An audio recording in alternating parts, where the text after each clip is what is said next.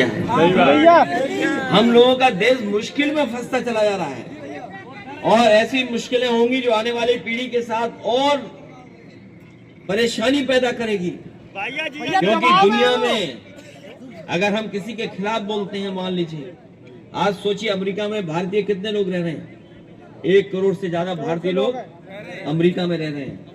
जहां अभी युद्ध चल रहा है ईरान और आसपास के देशों में, खाड़ी देशों में लगभग 1 करोड़ भारतीय लोग भी रह रहे हैं। तो बताओ भारत को किसके साथ खड़ा होना पड़ेगा। इसलिए फॉरेन पॉलिसी को, विदेश नीति को अगर किसी ने बर्बाद किया है तो वो भारतीय जनता पार्टी के लोग हैं। इन्होंने कारोबार, व्यापार और आर्थिक नीतियां कैसी बनाई है यही नहीं पता है।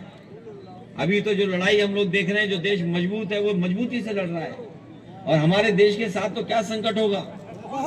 हमारी मिसाइल किसी देश की है, हवाई जहाज किसी देश का है, रडार किसी देश का है।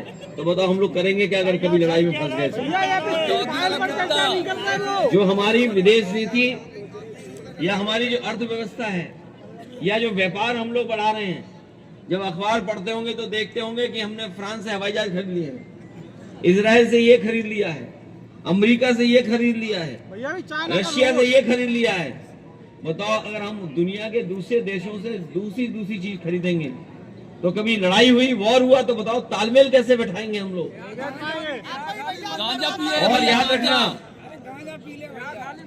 रखना मजबूत के साथ सब खड़े दिखाई देते हैं और बुरे वक्त पर कोई किसी के साथ खड़ा दिखाई नहीं देता है। और जब अंधेरा आता है, अंधेरा, तो आपकी परछाई भी आपका साथ छोड़ देती है। इसलिए ये जो विदेश नीति जुगाड़ की बन रही है, जुगाड़ की विदेश नीति,